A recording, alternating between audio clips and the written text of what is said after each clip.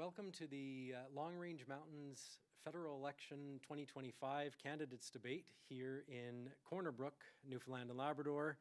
I'm Justin Brake, Editor-in-Chief at The Independent, and the plan for this debate came together only recently in the last week and a half or so. So I'm very grateful that 3 out of the 5 candidates in our riding are able to were able to join us tonight, especially given the weather outside we're having right now in Corner Brook and Western Newfoundland, I think.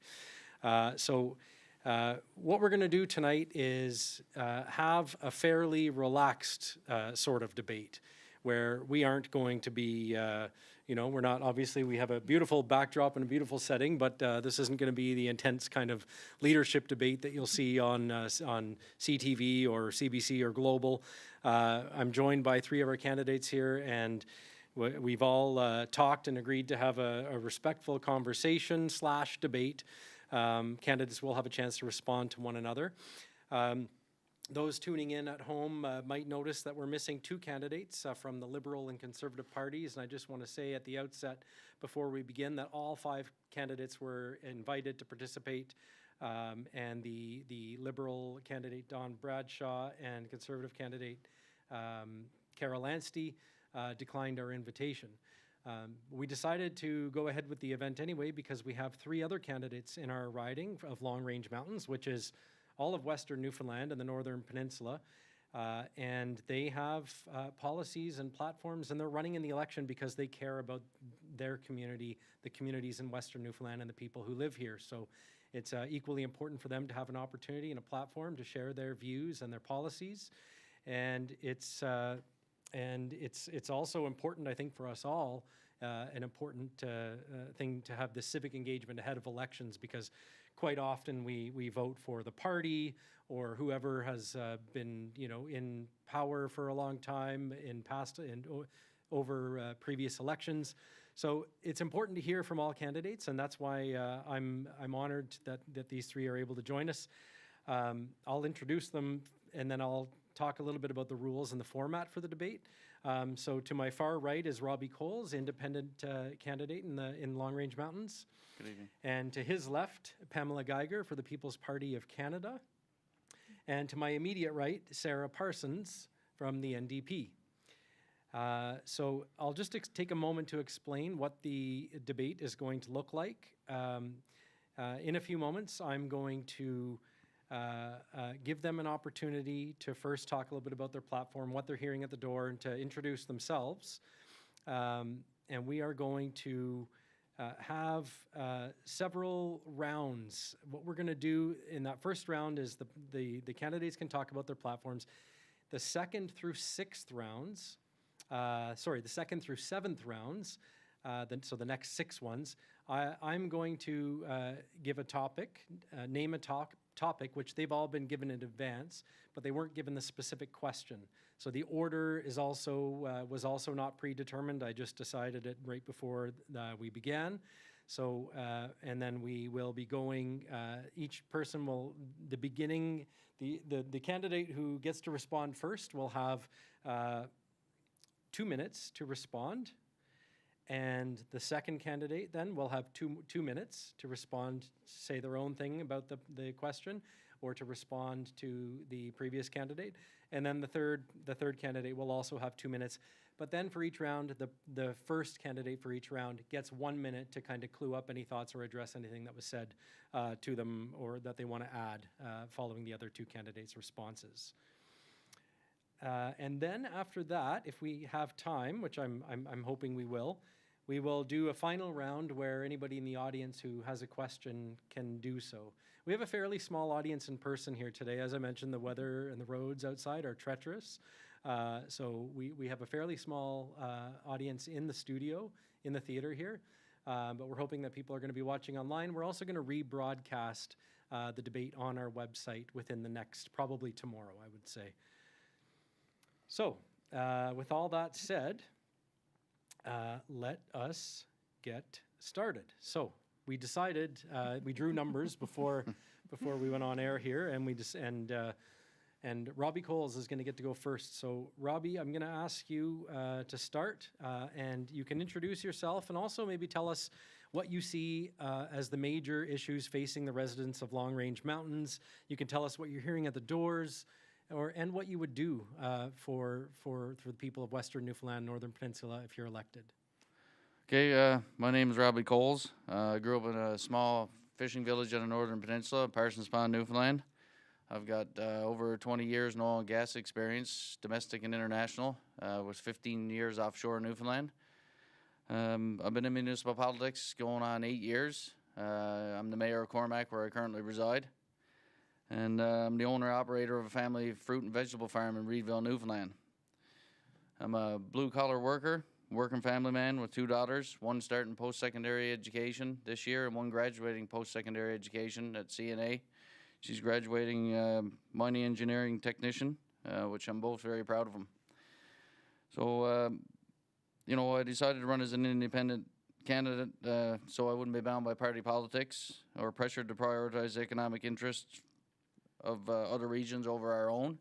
I think in the Long Range Mountains over the last decades, we've come to that turning point in our road where we haven't seen any change in industry or nothing keeping our youth, and everybody's looking for jobs. Everybody's looking for the opportunity to stay and live and work here and have a meaningful life here, to live and prosper here. But it's over the years, it hasn't, like I've lived that. I've had to go away for work, and now I'm reliving it with my daughter having to leave when she graduates. So we have this constant out-migration of our youth. And, you know, we need to see, a lot of people are saying the same thing. Rotational workers are still traveling for work. And we're in a very resource-rich province. And we'd just like to see the change that we need in this district to see it thrive and survive to the point of that the potential it has. So it's my platform is it's the Long Range Mountain Strategy. It's going to be a locally driven roadmap to ensure all communities have the opportunity to thrive. It's grounds for fairness and sustainability, opportunity and targets the needs of people, places, and future generations. And the Long Range Mountains deserves a future that's equitable, resilient, and locally led, where people stay, grow, and succeed here.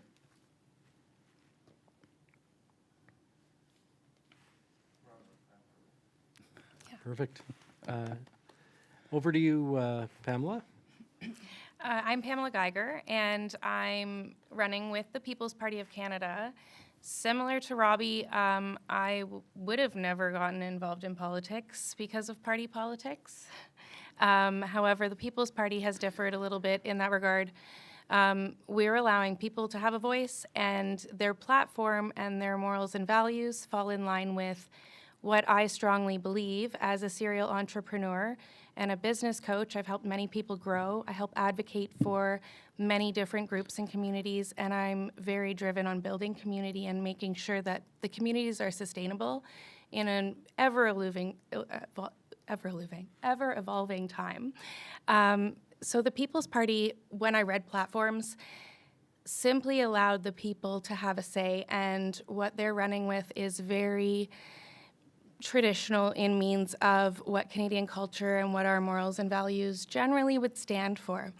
So for me, it was easy to jump in and say, hey, it's time for me to get involved. I recently moved to Newfoundland, where my family's from, weeks before they called the election, so bear with me while I get all my signs and such in place.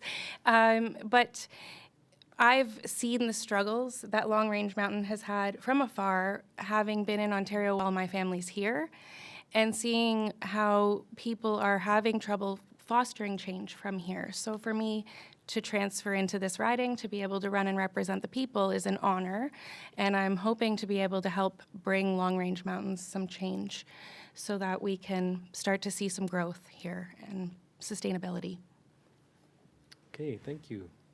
And Sarah, your turn. Hi, so my name, excuse me, my name is Sarah Parsons, and I am running with the New Democratic Party. I am a single mom. I am also a full-time child and youth care worker, so I work trauma-informed therapy with youth that are in the care of the government.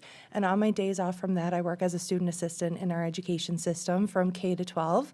And I've really seen the struggles in both sectors. I've been passionate and an advocate for our community for years now. I am also on the board of directors for the Corner Brook Status of Women's Council, and the Corner Brook Women's Centre does amazing work for our communities, and I've just been honored to be on a board with such incredible people and learn and hear more stories about what's going on in our communities.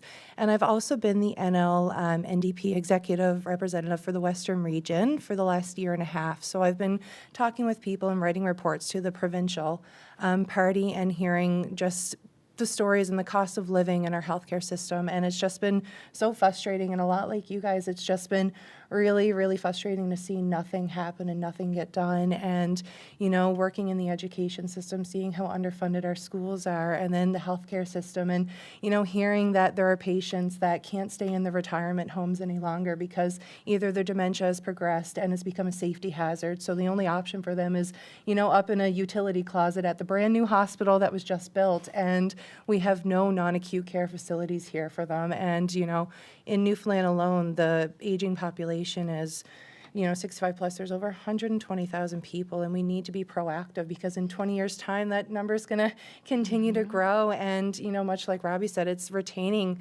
students and retaining the young people, because our rural communities are not going to thrive if the young people, like if my generation are not sticking around in the generations under me. And so we need to provide incentives to put that in place so people can stay in Newfoundland and we have a thriving economy and, you know, a place where businesses can flourish, and we prioritize local businesses over, you know, international or, you know, businesses that are based out of Alberta or Ontario that come in and take up the local businesses in Newfoundland. So I've just been hearing from so many people, and for me, when I was asked to run or be put as a candidate and in the nomination process, it was kind of a no-brainer because I want to create a future where my daughters don't have to go away for school, or, you know, we don't have to save up our entire lives to pay for education, because I fully believe that something needs to be done with our education system. So I align myself with the NDP because we are a party of the working people. We are made of union activists. We are made of the everyday average person. And I really value what the party brings to Canada. Thank you. Thank you. All of you were under 3 minutes, so thanks for saving us a little bit of time there.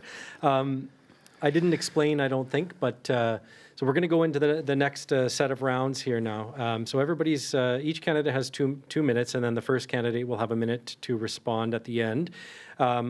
I didn't mention for those in the audience and watching at home that I've got a timer here on my phone that I'm using, and I've asked the candidates not to go over the time, just because we want to stay on track, stay on time, and hopefully give anybody who's here in the audience an opportunity to ask a question. So with that said, we're going to go into the next round here, and these are the rounds now, each on a specific topic, and the first topic is natural resources and climate change. And the question is, and just before I ask it, I'm just going to be clear that we are this time starting with Pamela. Okay. And then Sarah, and then Robbie. Okay, so the question is, as the Independent reported this morning, we did a provincial budget 2025 story. The province committed $111 million to the fossil fuel sector in this budget. Angela Carter, one of the province's leading experts on the energy transition, called this a misuse of public funds because it could leave our province, which produces high-cost offshore oil, on the hook for potential stranded assets.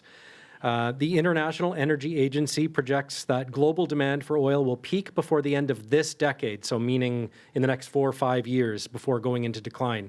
So as the world transitions to clean, renewable energy in an effort to limit the impacts of climate change, how do you think the federal government can better support Newfoundland and Labrador with the transition? So the People's Party, while some of what you're speaking of does fall under provincial jurisdiction, a lot of it's coming from federal directive.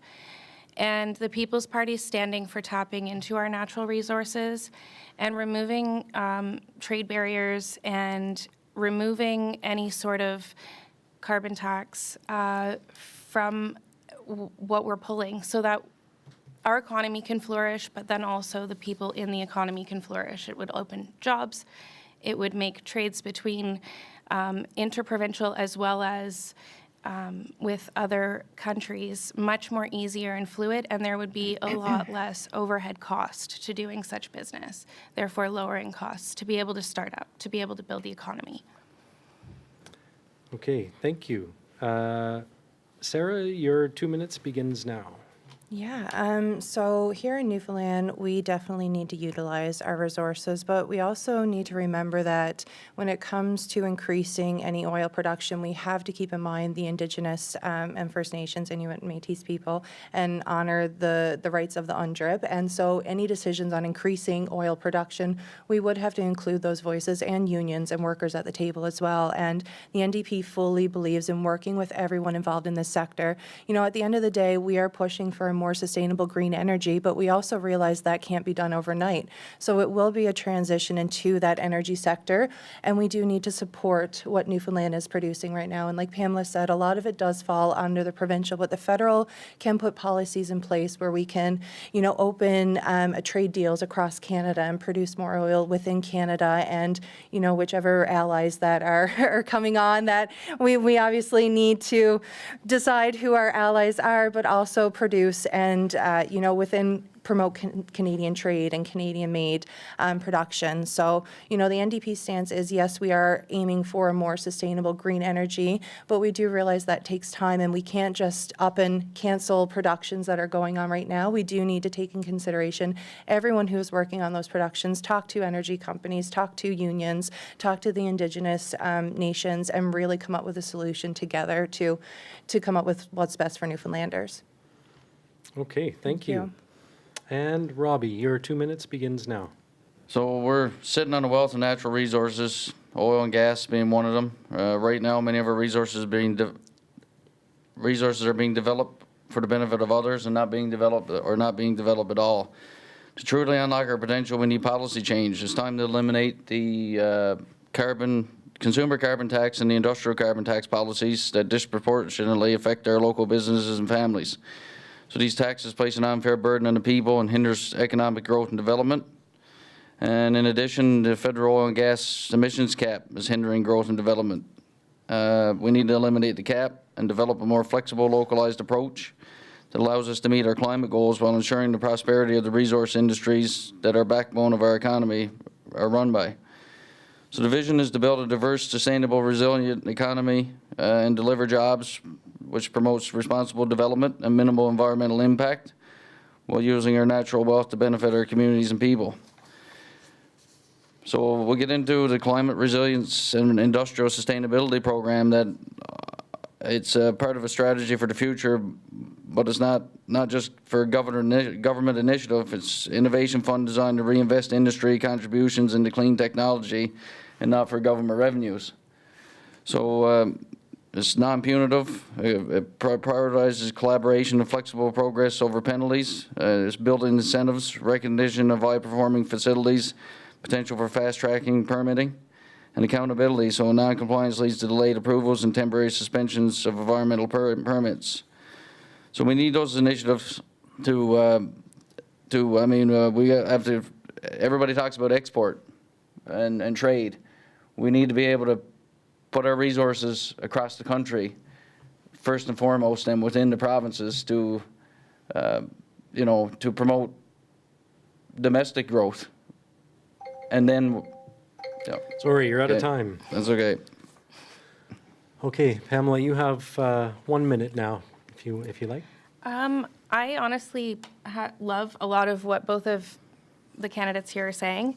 I believe that there's a lot of emphasis put on climate crisis right now, that and a lot of money.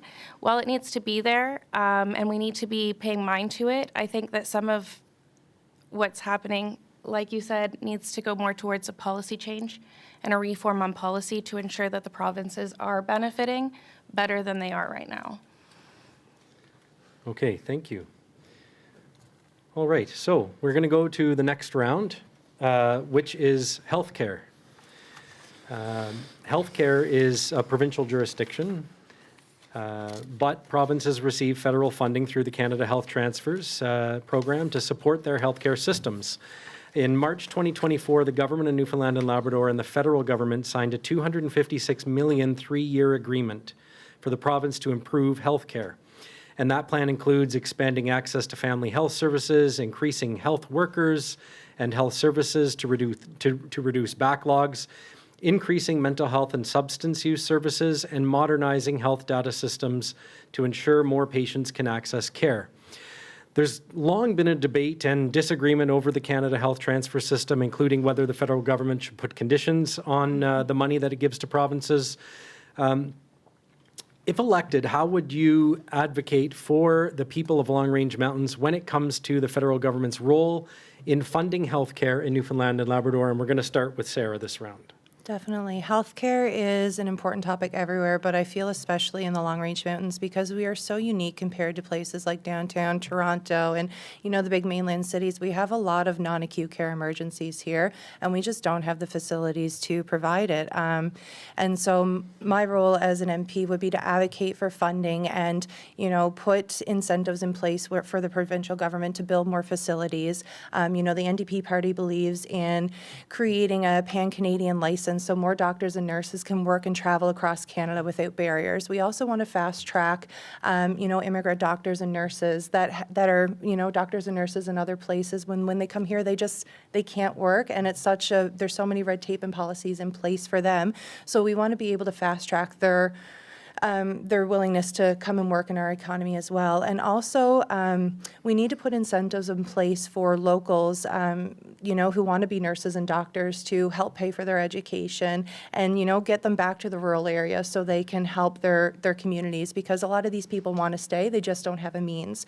So, as an MP, I would advocate for more funding for our province and also put the pressure on, your MHAs and your municipal city council members and work together as a three-tier government, because that's ultimately how we make the best changes to all sectors of government to work together. Okay, thank you. And Robbie's turn.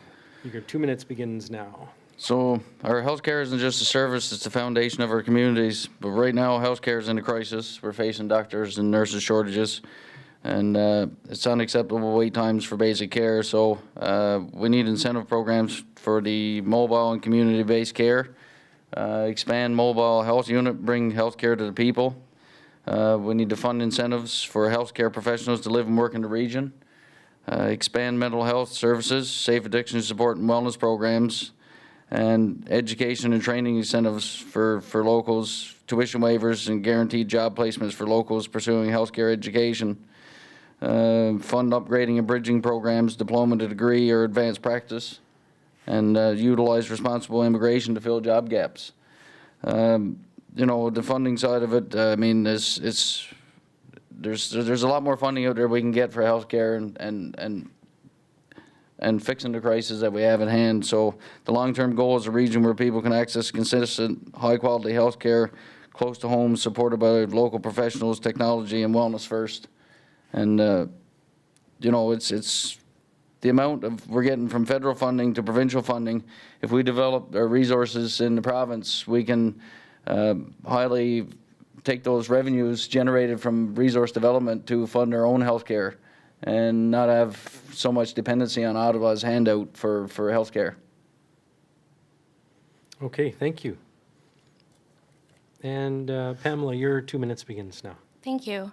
The People's Party and myself, because I do stand behind this, would actually start to, and some people aren't going to like this, we need to turn our healthcare system into a split system where it is publicly funded as well as privately funded. We need to allow people that don't have the time to wait, that may have the money to be able to self-support, whether it be through some sort of a universal benefit coming back that it goes towards later, or whatever it may be, but we need to lessen some of the strain on our public healthcare system right now.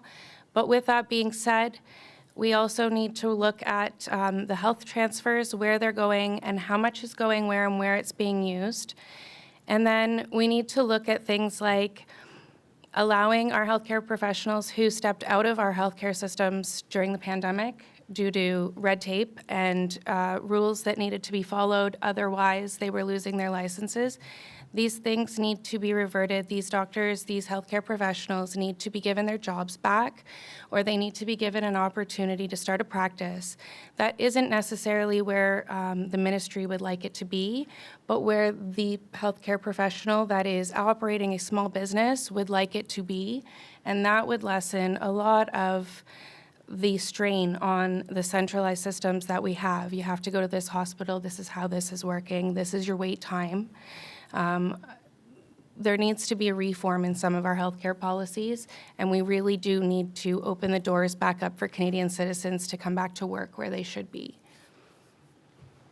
Okay, thank you. And Sarah, you have 1 minute to respond if you like. Thank you. I just, would like to add that the NDP is the party that, generated universal health care, and we pride ourselves on every Canadian being able to access health care. The NDP campaigned on dental care and pharmacare last election, and we won dental care and pharmacare. And health care is just more than what it presents to be. We also need to combat the housing crisis. We also need to make sure everyone has their medications. Everyone has access to other forms of healthcare, not just going and seeing a doctor, because it is a combination. But also I think we need to focus more on restructuring corporate taxes to be able to fund the public healthcare sector. Thank you. Okay, thank you. All right, on to the next round, which is the fisheries. And I know in my neck of the woods down the bay, this is a big, one of the biggest issues probably of the federal election, and there's a lot of things that we could ask. But instead of handling this topic myself, I asked our two co-authors of the Independent's Seasplainer series, award-winning journalists Jen Thornhill-Verma, who's from Corner Brook, and Leila Baudouin, who's from the Northern Peninsula. I asked them to give me a question to ask tonight. And here's what they sent. We know climate change is influencing the Northwest Atlantic Ocean with worsening weather and impacts to fish stocks, like fish and other species moving further afield.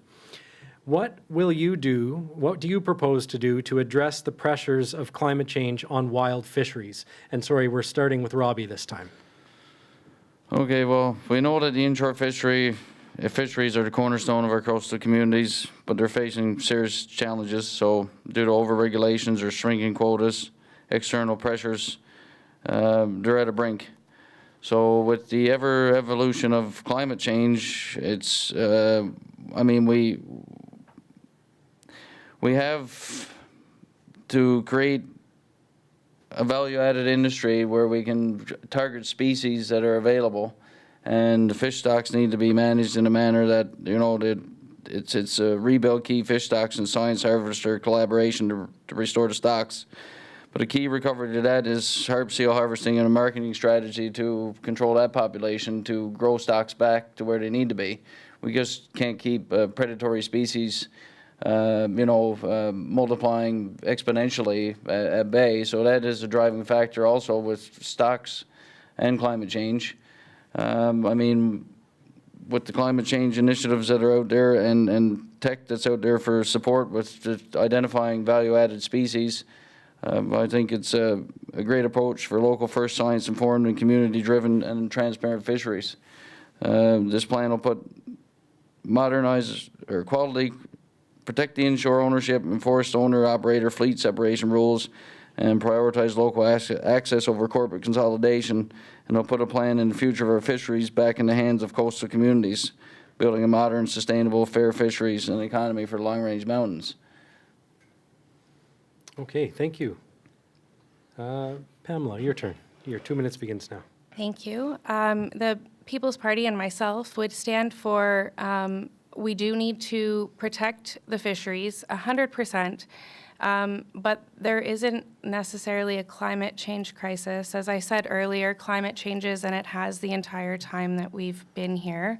I think along more the lines of what Robbie is saying, we really need to start to protect our economy, and we need to protect our resources, and that isn't necessarily from climate, but from more environmental factors, such as waste and spillage and things that are affecting the waters that way, less involved with climate change. So the People's Party would stand for listening to what everybody here thinks, because at the end of the day, the people that are working in the waters and dealing with wildlife management are who knows best about what needs to happen or where the changes are happening.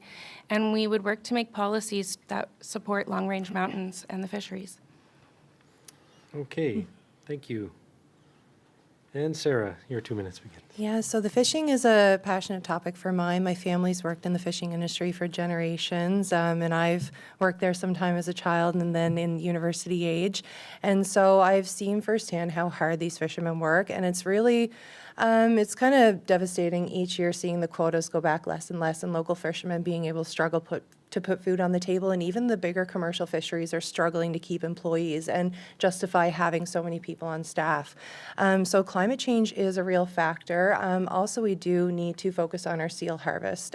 You know, seals are great for the environment. They help keep things circulating, but there's over 8 million harp seals right now that are eating the fish and eating the crustaceans. So we do need to focus on upping the seal quota, but also tackling the climate crisis. I mean, every year we're seeing wildfires happening left, right, and center, up in Labrador, here on the island, across the country, and you know, that's all getting put back into our waters. The waste, the big oil, we need to, you know, ensure that big oil corporations are paying their share in taxes to combat the climate crisis, so it's not put back on the citizens. So we do need healthy waters in order to have healthy fish. Okay, thank you. And Robbie, you have 1 minute to respond, if you like.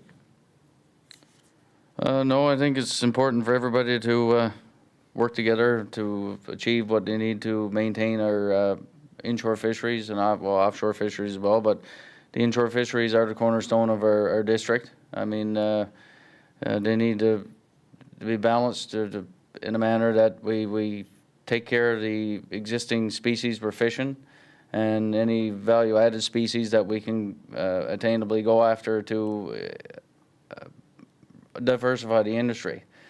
At the end of the day, they drive a lot of local economy, and it's very important that they continue to fish. The inshore fisheries get the fish and drive the local communities and keep the money where it needs to be for sustainability and economic growth in all of our small communities.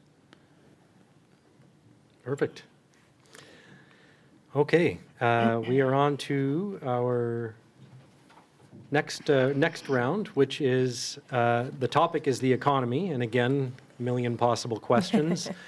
Donald Trump's continued threat of tariffs is already having an impact on various sectors in Canada's economy, and things could get worse, likely will get worse. The crisis has pushed all levels of government to unite in search of solutions, including reducing interprovincial trade barriers. What's not being talked about in this election campaign, though, is the unprecedented levels of income and wealth inequality in Canada. Last fall, Statistics Canada reported that inequality had risen to an all-time high since they started collecting data in 1999. Bear with me here, a few numbers coming. In 2024, the top 20% of Canadians held more than 2/3 of the country's wealth, while the bottom 40% of Canadians accounted for only 2.8% of the country's wealth. On income inequality, in the second quarter of 2024, the gap in the share of disposable income between households in the top 40% and those in the bottom 40% of income distribution reached 47 percentage points. So my question for the three of you, beginning with Pamela this round, is what will you do to stop the trend of growing income and wealth inequality? This is a good one, thank you. The People's Party in our platform, we would like to take out corporate welfare subsidies. We shouldn't be funding the monopolies to be making more money. We shouldn't be gold lining or silver lining or anything lining people's pockets. There needs to be some sort of an economic charter, in my opinion, that supports profit sharing to the employees and supports more of our Canadian citizens in the workforce. So we need to start to look at things like corporate gains taxes on people selling homes. And we need to start to get rid of some of those aspects of what's pulling our economy down and making people suffer. It is at an all-time high, and I know I just moved here to Newfoundland, but in Ontario, it was everywhere. People in encampments, Canadians unable to support their families. Something that used to be able to be sustained by a one income earning household is now unattainable for families where both parents or both people living in the home are working 2 or more jobs. The inflation is on the rise, and we need to take away some of the government overreach. We need to take back some of the red tape that needs to be burst through in order for the small businesses and the little guys getting up and being able to be prosperous and make money and provide. Okay, thank you. And Sarah's next. Your 2 you. minutes begins now. Thank you. Yeah, so the cost of living is up, but like you said, we are at an all-time low for income. Right now, I believe the national average for middle class is between $52,000 and $118,000 annually. Right now, the average income in the Long Range Mountains is $42,000. So we are just about $10,000 lower than a middle class status. And so that's what the majority of people are making here. So when I hear, other parties talk about tax cuts for the middle class, that doesn't touch and the majority of people in the Long Range Mountains. And so the NDP is committed into investing into our country, investing into our provinces. I'm committed into advocating for more incentives for local businesses so people can start up, so we can buy Canadian, buy local. We also need to invest in clean energy that would create thousands of jobs while also simultaneously working with the oil energy that's already here. We need to invest in more healthcare jobs. We need to raise the cost of living, or we need to raise the wage of living, because right now the living wage in Newfoundland is $24. The minimum wage is $16. I think it was just raised to $16 actually. So that is still $8 less than a livable wage. So we need to work with the provincial governments in order to make sure that we are meeting livable wages for everyone that's in the province. Thank you. Thank you. Okay, Robbie, your turn. Okay. The foundation of our future lies in building strong, resilient economy, one that supports local business, creates jobs, and makes sure that everyone has the opportunity to succeed. So right now, too many regions, especially like our rural areas, we're being left behind in the economic recovery. So we got to change that. So resource development and diversification will be key for our economic growth here in Long Range Mountains. We have untapped potential in renewable energy, sustainable resource extraction, fisheries, and agriculture. But it's not just about focusing on one sector. It's about diversifying to ensure long-term stable growth for people in the district. So my strategic plan is oil and gas development, more particularly the old Harry Field right off Port of Bass, and diversify our forestry industry, with pulp-based products, create manufacturing jobs, and mining. So we need an economy that, with GDP growth, that works for everyone, not just big corporations or distant politicians. Development and diversity will generate jobs and revenue required to address the ongoing issues like out-migration and population growth, healthcare, infrastructure, assistance for seniors and veterans, etc. So it's our resources and our future.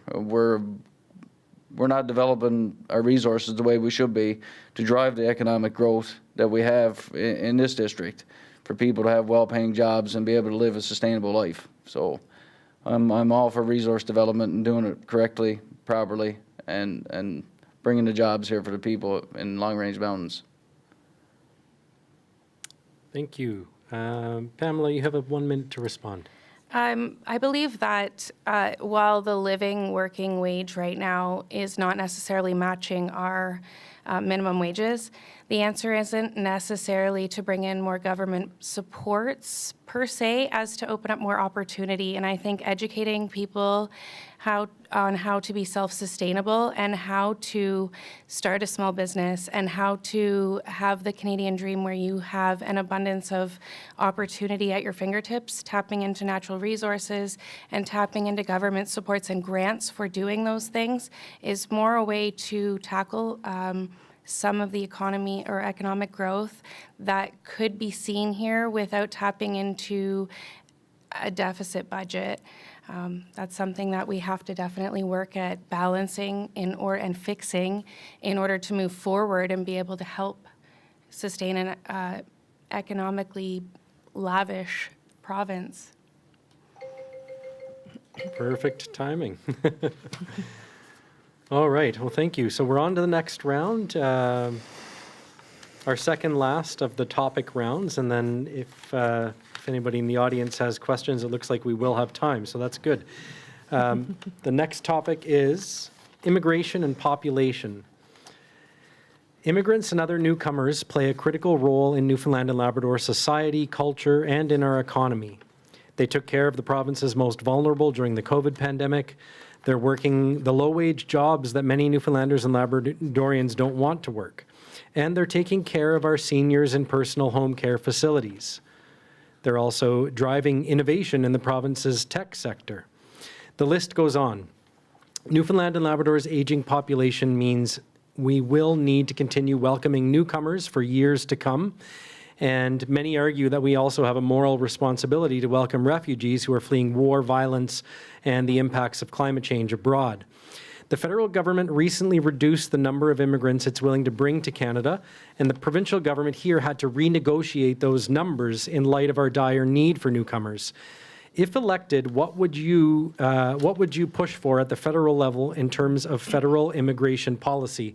And we are starting this time with Sarah, I think, are we? I think so. Okay, sorry about that. Yeah, no, definitely. Immigration is something that Canadians pride themselves on, and the NDP prides itself on being a diverse party that welcomes, all walks of life. And I think that's what the best thing about living in Canada is we are a diverse country. We appreciate and we want to bring in all multiculturals. And so also immigrants bring so much to our economy. I believe 1 out of 4 healthcare professionals working right now are immigrants. So they are bringing into our economy. 1 out of 5 business owners are immigrants. So they are providing into our economy. And I believe right now it takes up, the waiting list is about 3 years in order for immigration statuses to be processed right now. So there is a backlog in processing for immigration, and it's harder to become a permanent citizen here. So the NDP believes in putting more policies in place so we can fast track permanent residencies, and we're able to get more doctors, we're able to get more trades workers, we're able to get more educators and people to come in and help make Canada a thriving economy. And we do have an obligation to take in people from who are fleeing war-torn countries, because that's the best thing about Canada is we help everyone, not just ourselves. We are open, and it's paid off in our favor being a Canadian citizen. It's everywhere you go. People are afraid to say they're American, but they're not afraid to say they're Canadian, and it's because we welcome everyone with open arms. And we really need to invest in our economy, and that means bringing in more people to also help our economy thrive. Thank you. Okay, Robbie. So if we want strong communities, we need a smart, responsible approach to immigration, and that doesn't mean ignoring our own people. So it means supporting locals first while welcoming those who will help us build a better future. So I take a local first approach, priority for locals for workforce demands, and funded education and training programs to align to the labor gaps that we have. Gaps identified as unfillable locally will use the immigration platform will be used to supplement workforce and workforce gaps. So targeted skills and immigration pathways candidates would be screened for sector-specific jobs in like healthcare or trades, etc. And skilled immigration will take precedent over unskilled, dependent for high priority jobs that we need to fill. And basically streamlining immigration policies. So it's very important to create a rapid workforce match program, and policies need to be reformed to reduce redundancy and bureaucratic delays. So we'll train our own workforce first. We'll provide them with the skills and education opportunities that they need to stay and grow right here in our hometowns, and while welcoming immigration to fill workforce gaps to ensure a strong, sustainable population for our future. All right, Pamela, your turn. I am happy to speak on this. The People's Party of Canada is the only party currently with a platform that supports a complete moratorium on immigration. We truly believe that we need to take a pause until we can care for the Canadians right now that we can't currently care for. We need to stop supporting immigration in our country where the immigrants are unable to, at such mass rates, and I'm talking up from 180,000 a year to anywhere from 700,000 to 1 million immigrants, because there are so many undocumented in the past few years. We need to set immigration aside for a minute, and we understand that that is hurtful to some people, but our immigration program was to support skilled workers and to support refugees from wars and such, and it was not to take away Canadian culture or make it so that our systems are all so stretched beyond that they cannot take care of the Canadian citizens here. So our stand is, much like Robbie, a Canadian first approach, start to support the people we have here and getting them into jobs and helping have the people of the country rebuild the country and not people from other countries where they're unable to integrate. We've had nobody working with immigrants as they come. They have no idea how they're expected to behave here, because when you move from a third world country into a first world country and nobody tells you what the etiquette is, and you come in mass form so you don't have anybody to be accountable to, it's impossible for us to help them integrate. We have failed immigrants in that regard, and until we fix our systems with a complete reform of our government, we can't allow immigrants. We have to fix Canada, and we have to concentrate on Canada. Good timing. Sarah, you have 1 minute to respond. Perfect. So, I can appreciate what the other two candidates are saying, but I have a stove at home, and when I turn on one burner, all three don't stop working, We can focus on more than one issue at the same time. It doesn't mean we need to completely put one issue aside to focus on another. So I think, completely stopping allowing refugees and immigrants into our country is not the answer, because we are a diverse country, and people come in here wanting to be Canadian. They want to follow our values. And we actually have the New Canadians Association, which is across Canada, that helps integrate new Canadians in here. They, set them up with social security numbers. They help them navigate which province they're living in. They help them navigate the rural areas. They, their driving instructors teach them the driving rules. So there are so many resources that are given to new Canadians to help them transition smoothly. In regards to housing, there's a housing crisis everywhere. And I agree that, we shouldn't be allowing people, sorry. Sorry, your time is up. That is okay. Okay, on to the last round of the topic rounds, and this one is on seniors. Seniors in Western Newfoundland, the Northern Peninsula, and across the province and country are really struggling right now. Many can't afford to retire at retirement age. And have to continue working when they should be living out the remaining years of their lives in dignity and comfort. Many who don't work or can't are living in poverty, often without access to basic necessities like healthy food, health care, social supports, and so on. So what will you do to improve the quality of life for seniors in our communities, starting with you, Robbie? So our seniors have built this province and raised families and contributed to our communities, but right now they're facing real challenges: healthcare access, affordable housing, and the cost of living. So we need to give our seniors the support they deserve, the means expanding healthcare access, particularly in rural areas, with home care services and virtual care options. So we need some incentives for seniors to age in place and community support strategies. Offer financial aid and support for family or community caregivers. One thing I truly believe in is eliminating income tax on retirement income, from CPP to old age security, RRSPs, and similar funds to help seniors live with dignity and stability. I think they've paid their burden to Canada by paying in income tax all their life.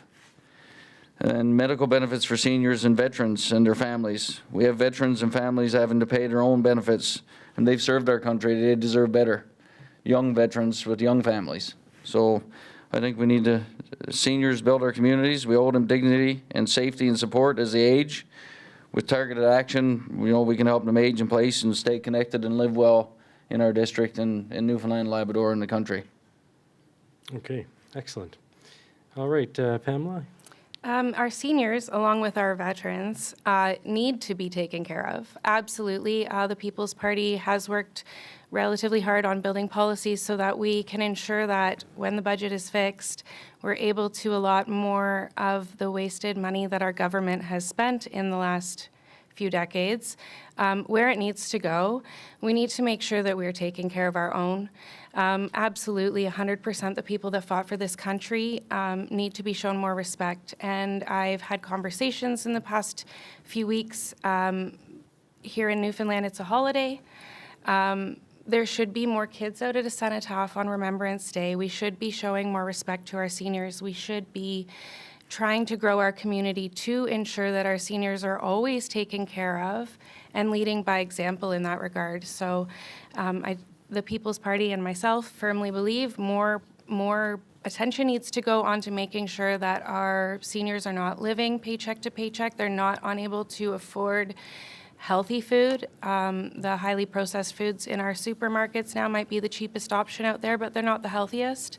And that's a lot of what our seniors have access to based on income, based on being on a fixed income. So we need to look at those things, and we need to look at the cost of living in relation to their payments and their living wage. Excellent. All right, over to you, Sarah. Thank you. Yeah, so like both candidates said, the seniors, they've built our economy. They're the backbone, and, they've paid so much and put so much in that they deserve to be able to live stress-free. We need to increase the GIS. We need to, when Tommy Douglas, the NDP leader, founded universal health care, senior care was supposed to be included in that. We need to make long-term facilities public facilities, and, the privatization of long-term care homes is becoming a problem, as well as privatization of seniors' condos. I don't know many seniors who can afford a $250,000, $300,000 condo, and the living expenses to go into a long-term care facility are increasing as well.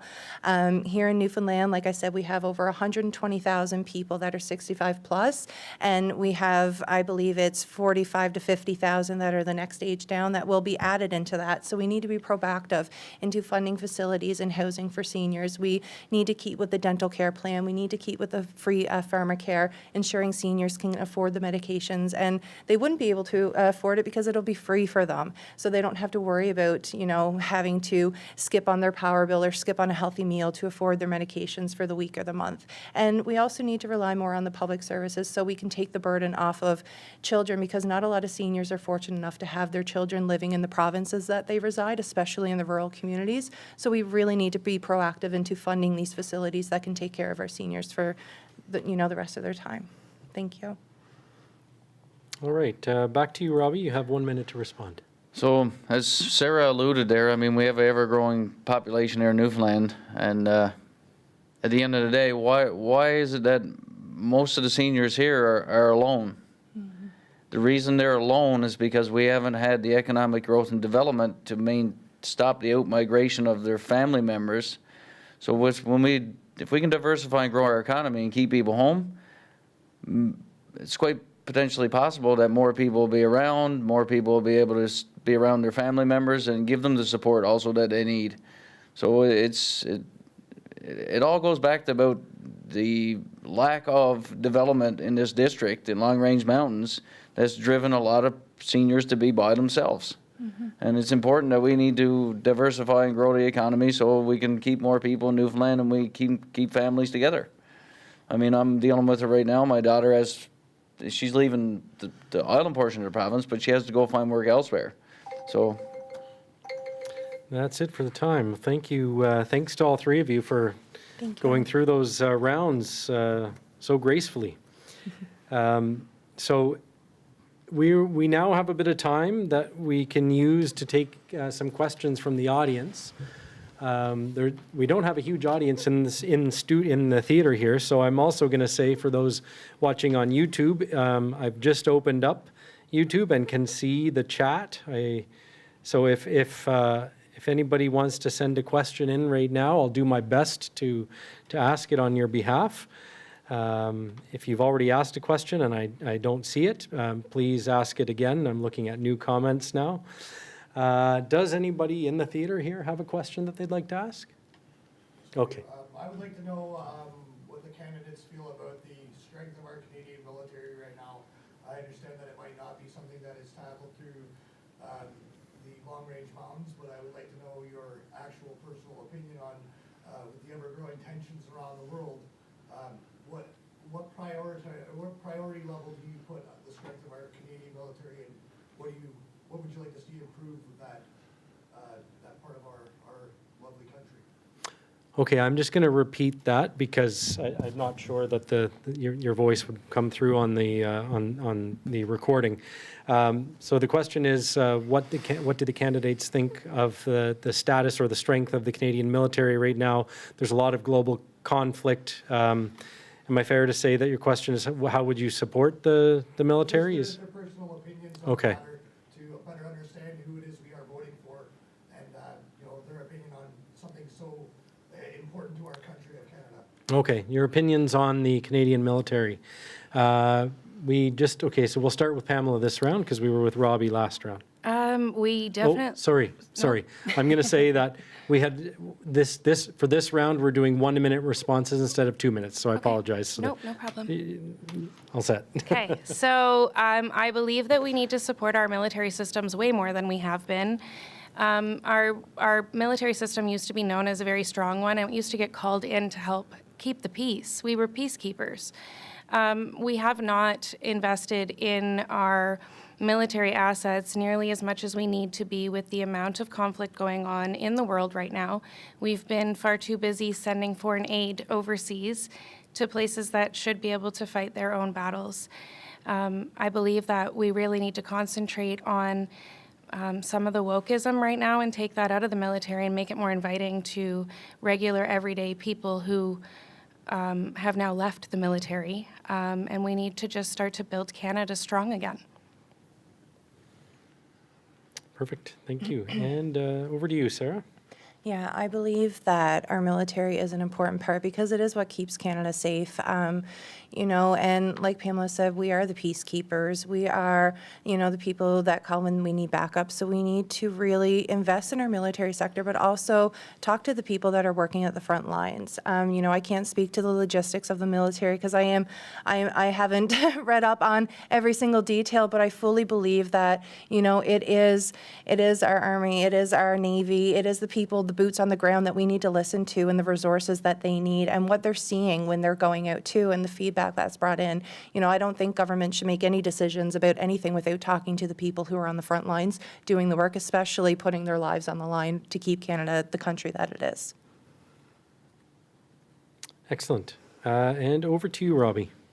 Yeah, it's very important that we invest heavily in our military, and we do it.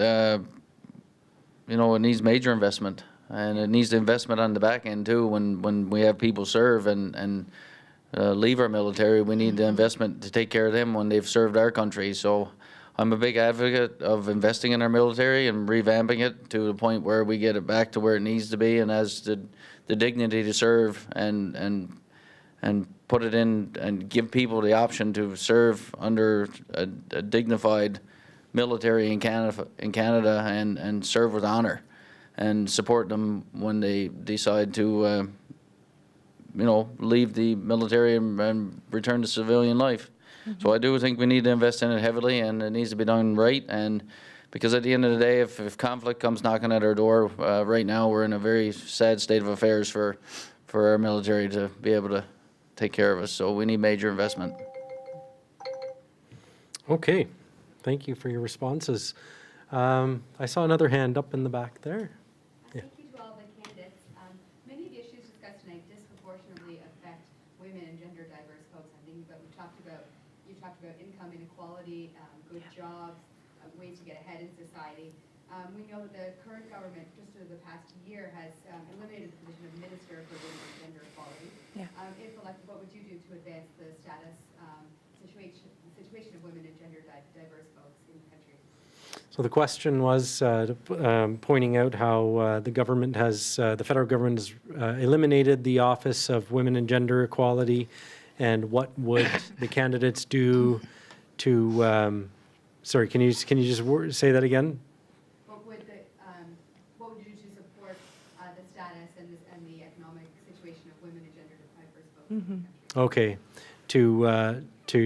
Okay, to help women and gender diverse folks in the country.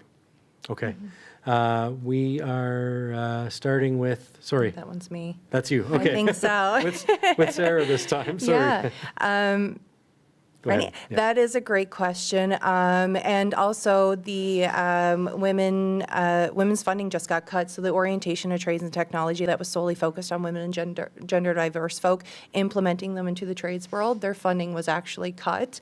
And we're seeing women's centers funding being cut. So it's something that people think of women and gender diverse as some sort of DEI or something that is just in the back burner, when in fact, we are a thriving economy. Women make up over half of the voters. If we don't have childcare, we can't go to work. We can't contribute to the economy. I know a lot of nurses right now that cannot go back and be nurses because they do not have childcare. So if we do not have a minister focused on women and gender diverse issues, which is, it involves so much more. It fosters the economy, then what is really going to happen to all of these important issues? They're going to get left in the back burner, and we're going to see our economy suffer. Thank you. Okay, over to you, Robbie. So yeah, at the end of the day, I think we need a fair and equal opportunity for everybody, and that's basically my take on that one. Is just a fair and equal opportunity for everybody, and strive to just give everybody the equality that they need to be contributing to our overall society. So I agree with just fair, general, equal, fair, and opportunity. Okay, perfect. And Pamela, you have 1 minute starting now. Thank you. I believe, what would I do? The party, myself, against woke ideologies and of personal belief, feminism is some of what started the woke ideology and the diversity, equality, DEI policies. People's Party, myself, against them. As a woman, I'm more interested in women's and victims' rights than I am about gender diverse individuals. Personally, I don't think that needs to be involved in society. That's something that, if they are a victim of a crime, yeah, they need support. As a woman, I'm a person. Every person deserves to be treated equal. Nobody is any different, and the People's Party believes in treating everybody equal. Okay, thank you. I think there was another hand from the audience there. Thank you. I want to thank you all for participating in the debate and for polite. It's nice. My question, I guess, is about wind energy. I'm not sure whether it is a federal or provincial jurisdiction. I guess maybe it's a bit of both. But I just wanted to ask about your attitude about the development of wind energy as a clean energy source on the west coast of Newfoundland. Good idea, or do you think it's a bad idea? Okay, so the question is asking the candidates to share their opinion on the development of wind energy in Newfoundland, basically. In Western Newfoundland specifically, okay. Can I ask one thing? Does it matter where it is, onshore or offshore? Either? There's a difference, it's true. Yeah. Yeah, okay, well, both, yeah. Both. And sorry, who did we start with last time? Oh, it was me last time. Okay, so Robbie this time. Yeah, so my thought on the wind energy side of things is that we have a lot of natural resources here that we should be availing of their revenue generation instead of looking into, climate change is a very real deal, but right now we can actively develop our resources. We have LNG, which is very carbon neutral, not carbon neutral, but lower carbon, and probably of the same carbon footprint as wind energy. When you factor in all the aspects of wind energy and their development, it's not very carbon neutral. So why are we going into industry that we we're grossly underdeveloping what we have, while other countries advance immensely in development of oil and gas and other resources, and we've just stalled our economy by not developing what we have here. So I don't really agree with full-on development of wind energy and hydrogen. I think we should be developing what we have here to create the economic growth and development that we need. Okay, thank you, Robbie. Over to you, Pamela. We 100% want to tap into natural resources. The People's Party is trying to pay mind to some of the research and things that have come up with regards to the wind farms that have already been established, both wind and hydro. There are negative effects on the planet, and so developing and supporting and establishing resources that are already tapped is where the People's Party wants to keep ensuring that we're building and we're profiting and we're taking advantage of these things already and not trying to open a new can of worms that then 20 years later we're going to find out actually maybe destroyed our farmland or the natural resources around them. So we need to be paying mind more on what we're doing and a little bit less frivolously throwing tons of money into things that somebody thinks might be a good idea. We need to research things a little bit more. Okay, thanks, Pamela. And Sarah, you have 1 minute. Yeah, so the NDP is all about, finding ways to be self-sustainable on our renewable energy. In particular, when it comes to the wind farm, we need to also take in consideration the land that we are on. We need to have the voices of the Indigenous peoples. We also need to take the advice from environmental specialists, climate specialists, and economists to see if this is the right revenue. So I do have points that can go yay or nay, but at the end of the day, it's about the people in the location that you're going to propose these projects in, because you need to have the approval from the majority, not the minority. So we really do need to find ways to tap into our clean, sustainable energy for sure. All right, thank you again for your responses in that round. Are there any more questions here in the theater? I've got one online here from the username is White Wolf, and it's actually a question that I kind of wanted to put to you anyway. They say, an important election topic I never hear discussed in our voting system. First past the post and the two-party system are clearly dysfunctional. Do you have any input on a better voting system? And so now we are starting with Pamela. So I'm in politics today because our government needs a complete reform. It is a democratic country, but we also fall under monarchy. We follow a monarchy. Things need to be, we're ever evolving. We need to sit down and we actually need to hash out how our government works right now and if it's fair. And personally, I don't think it's fair. So yeah, we need to figure it out. I don't know what the right answer is, but I'm definitely ready to sit at the table and figure it out with people.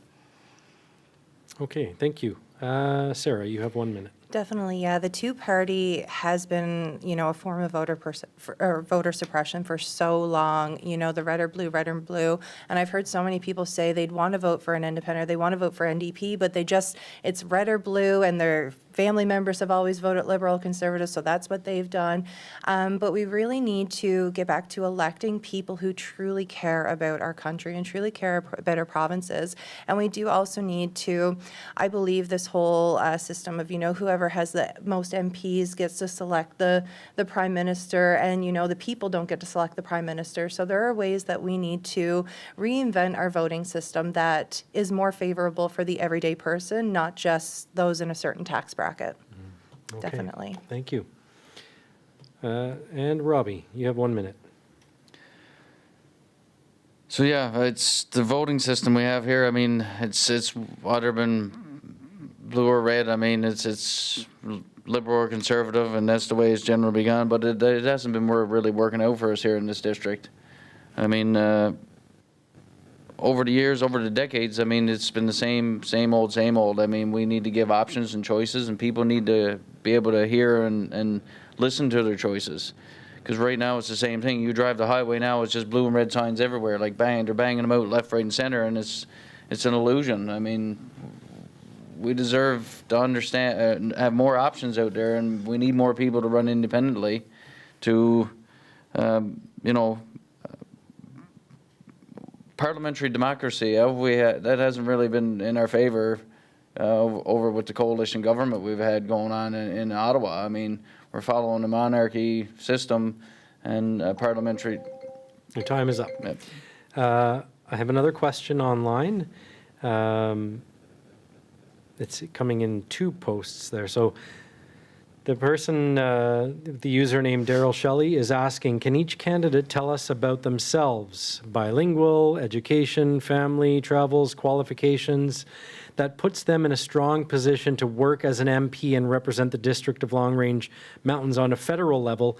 And then they add, I'm asking about something specific that would qualify you to be a federal MP, not a local resume. How are you qualified to handle the business of dealing with national issues? So we're going to start with Sarah this time. Yeah, so I would just like to say that the current Conservative leader has been a career-long politician, and when he started his political career, he had no experience whatsoever. So for me going into it, I've been a lifelong advocate in my, long 32 years here, and I believe to be a good politician, you need to be a good advocate, and you do not just advocate for one group, you advocate for all, not just the people who voted you in. Once you're in that position, you are an advocate for every single person in the Long Range Mountains, whether you agree or disagree with them, you are a voice for them. And I think that's something that stands out me I stand out from the rest, is I'm not bound by conservative and liberal hushness, where you're not allowed to talk about certain topics or advocate for certain people. The NDP believes in advocating for every single person. So as for my qualifications, it would be my strong dedication to advocate for everyone. And I'm not afraid to stand up to bullies. I'm not afraid to look at someone and tell them I think that what they're proposing is not right. It's going to hurt our citizens. It's going to hurt the people of the Long Range Mountains. I am not bilingual. I did a couple years of French, but my daughters are going into French immersion because I believe that is something that I should give them the opportunity into speaking in a bilingual country because, thank you. Thank you. Okay, Robbie. So with my last 20 years in oil and gas, I mean, I've been working offshore, advocating for the workforce through various committees and sat on various boards where we've implemented, legislative change in training and qualifications under Canadian Association of Petroleum Producers. And I've been 8 years in municipal politics, advocating for the residents of Cormac and dealing with the issues and making the changes that we need to make the community, a well place to live, a good place to live. I'm not bilingual, but at the end of the day, I will fight tooth and nail for the people of the district. I believe in Long Range Mountains, and I want to use my experience gained in municipal politics and through the 20 years of industry experience in oil and gas and dealing with corporations to help make the changes we need here through government in Ottawa. And I think I'm a great candidate for the job. Okay, thank you. And Pamela, you have a minute now. As a single parent of 2 children, I have juggled life, ups and downs, and I am stepping into politics not because I'm necessarily qualified. I don't believe anybody's perfectly qualified for politics. I think politics is something that should be walked and talked and worked by the people.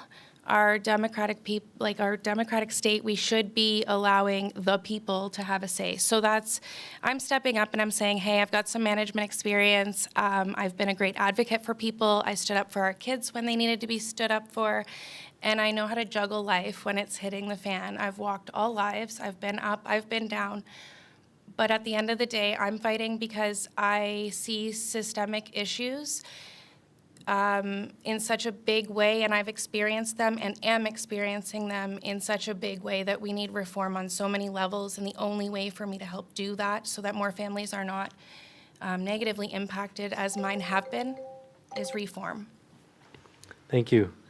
I have another question here, and this one has to do with International relations. The user Colin Fowlo is asking, would you advocate for Canada to impose a complete two-way arms embargo on Israel? And that's the question, just for a little bit of context.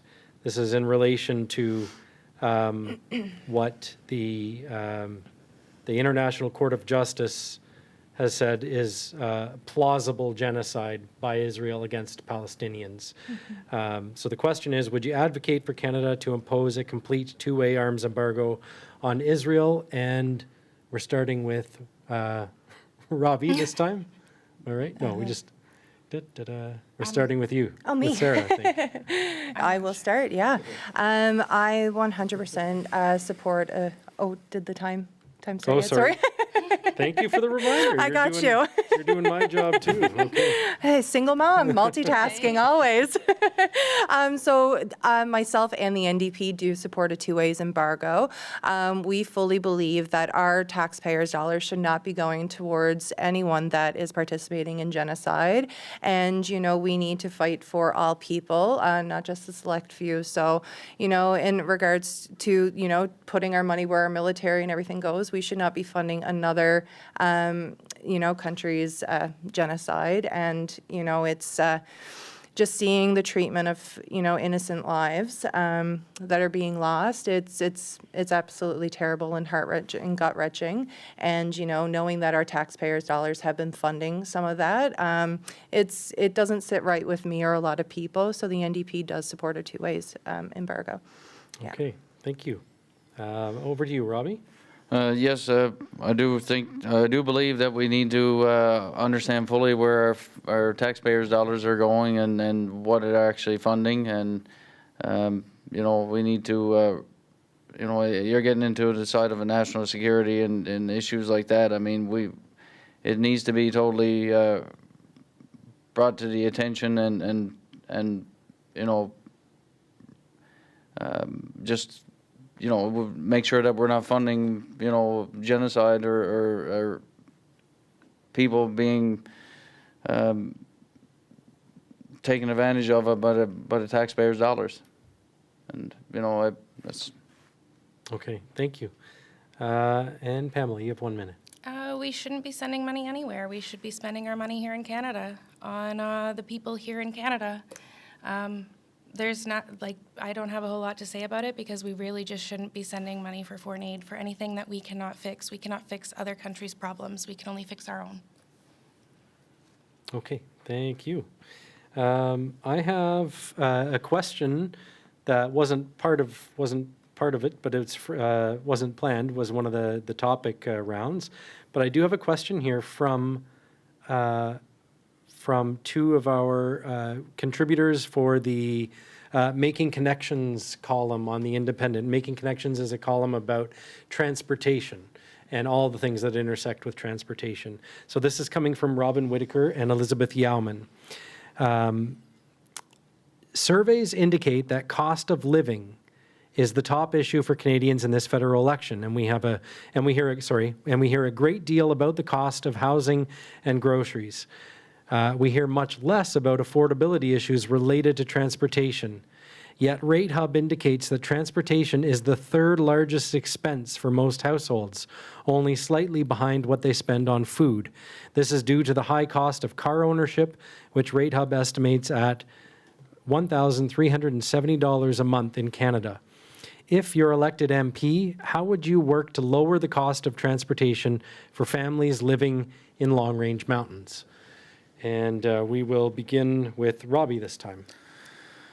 Well, I mean, the geographical size of long-range mountains, and I mean, it's a large district.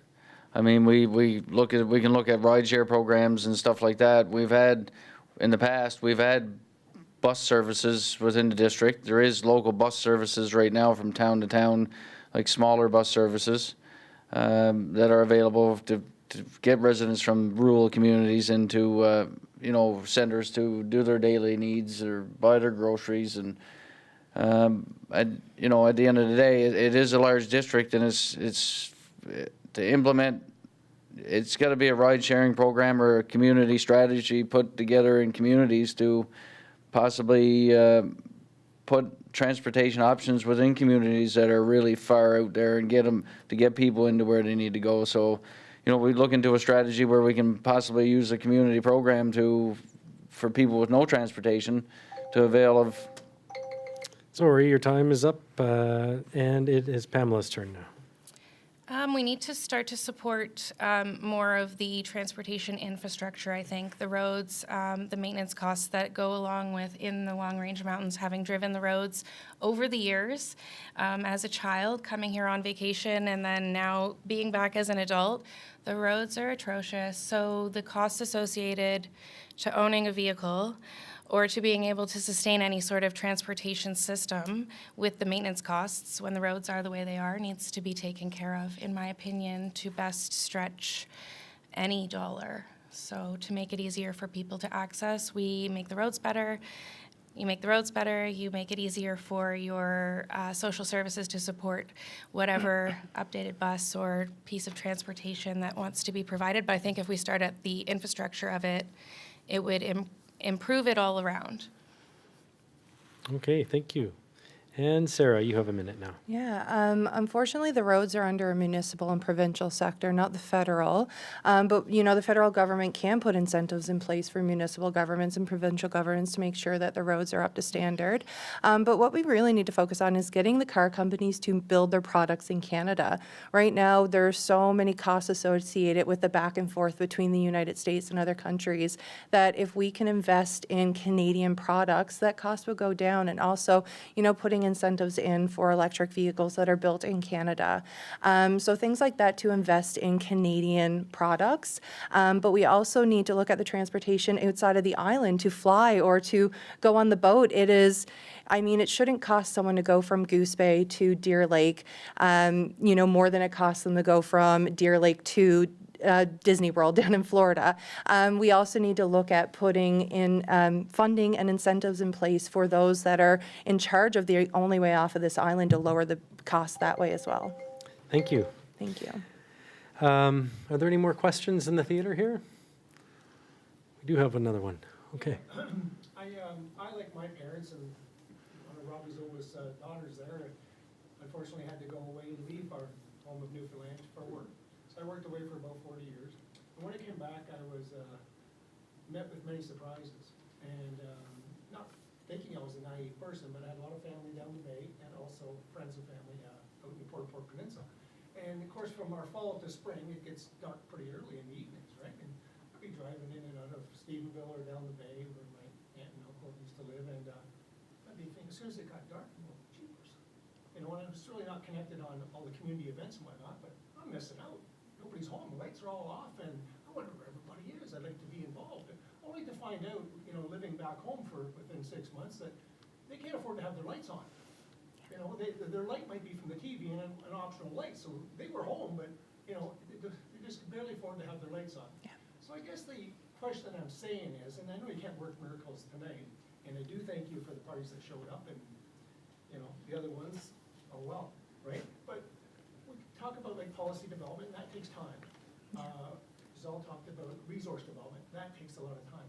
But looking at the one thing, just as a newly retired person, is at the money that we do have in our pocket right now. So let's say for every $10, and it was touched on, I believe, by you, Robbie, and the others is reflected on it as well, is the amount of federal and provincial income tax that we're paying, right?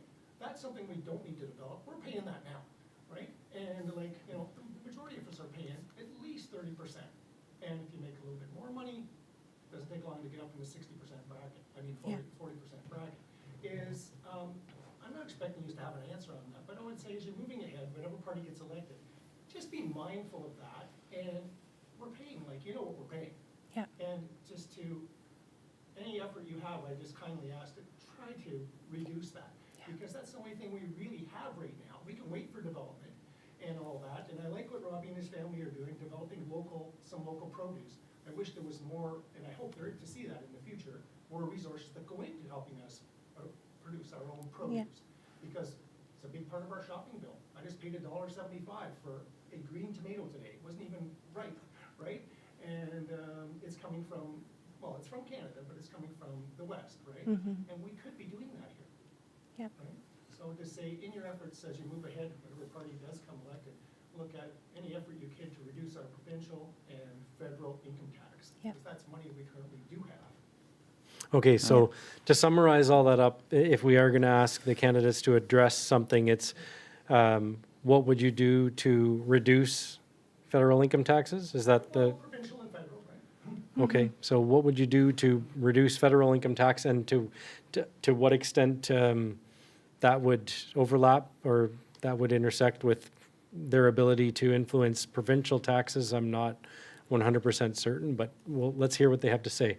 And so we'll start with Pamela this round. Helping people keep money in their pocket, the little bit that they do have. Right, okay. So a People's Party government would be concentrating on less government overreach, and less corporate welfare supplements. So when you start to take all of that into account and you're able to balance a budget, you can take the post-war income tax that we imposed many years ago that was supposed to be simply a fix for a problem that has now become a permanent increasing problem in our country, and we want to pull it back, and we want to keep more money in people's pockets, which in turn, when we build our economy, brings down our cost of living, which in turn will keep money in your pockets. The People's Party has had policies in place since 2018 and are constantly developing policies as we evolve.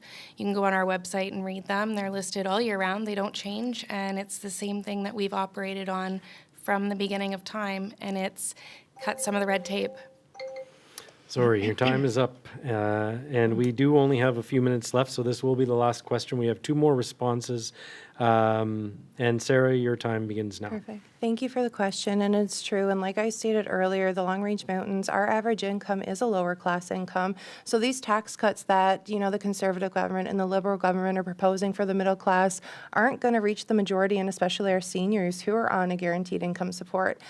So first we need to focus on, the NDP is focused on, tax cuts for the lower class and the lower middle class so that we can reap the benefits. But we are also focused on, capping essentials, which includes electricity, removing the GST off of electricity, and working with the provincial government on their sectors of providing tax cuts for middle and lower class individuals. And we also believe on, cap cuts for Gruen. And like you touched on, Newfoundland has a vast land. I think we have over 500,000 square kilometers of land here, and we could be utilizing that. Okay, Robbie Coles, you have the last word. Yeah, it's the tax thing. I would agree 100%. I mean, at the end of the day, the less tax we pay, the more money's in our pockets, and the more goes back into the economy. If it's revolves back into the economy, it means we're going to have a stronger economy. But it's also a revenue generation, obviously, for the government to give us our services. But I think it's been grossly over abused and needs to be totally relooked at. That's Okay, thank you. That does it. It is 2 minutes to 9. So great timing. It was a wonderful conversation. It was more of a conversation than a debate, which I think is all right. I think I really like this format, and I'm grateful to all 3 of you for giving up your evenings to be here. I know a few of you had previous engagements that you set aside or postponed to be here, so thanks again. And again, we have Robbie Coles, independent candidate for Long Range Mountains, Pamela Geiger, People's Party of Canada, and Sarah Parsons for the NDP. Thank you, everybody who's watching online, for tuning in. Really appreciate it. And to those here, especially in the theater, who braved the delightful weather outside to join us. And for anybody who's interested in another debate that we're hosting in 2 nights, actually, Wednesday evening in St. John's, my colleague Yuman Iftikhar will be moderating a debate with the candidates in St. John's East. That'll be live as well on YouTube. Live from the Signal Hill campus of Memorial University. So thanks again, everybody, for joining us. Much appreciated. Thank you. thank you. Thank you.